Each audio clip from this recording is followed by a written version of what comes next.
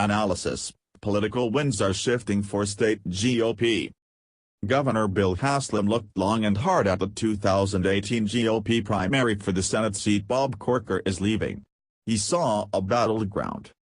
While the governor said last week he was prepared for that fight, it's at least one reason he decided against the run.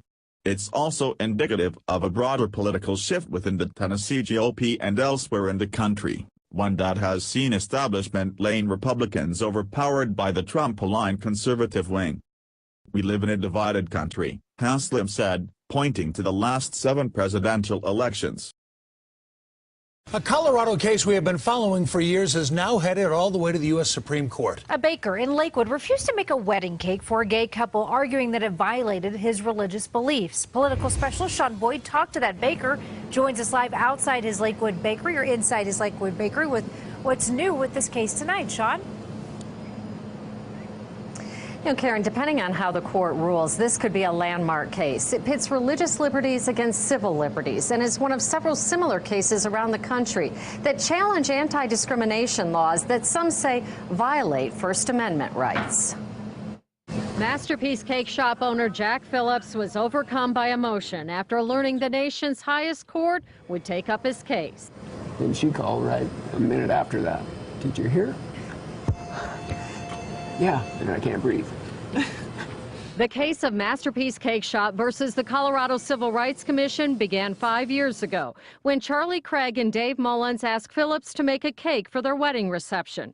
Phillips refused, saying his cakes are artistic expression, and creating a cake celebrating gay marriage violates his religious beliefs. I create a canvas, I also create the paints, and then I create the art.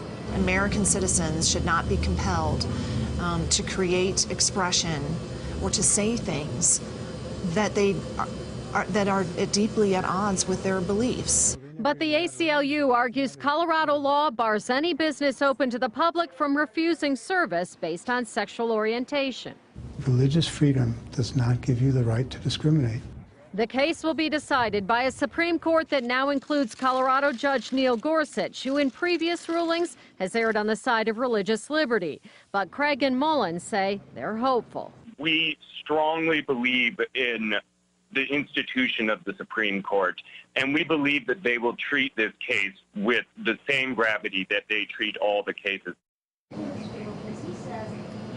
Now, if the court rules against Craig and Mullins, it not only means that bakers can refuse cakes for gay marriages, but florists and photographers, also consider artists, can refuse wedding services. As an indication of the court's leaning in a separate case today, it ruled that religious institutions can receive government money for non-religious uses. Live in Lakewood, Sean Boyd, CBS 4 News. Sean, thank you.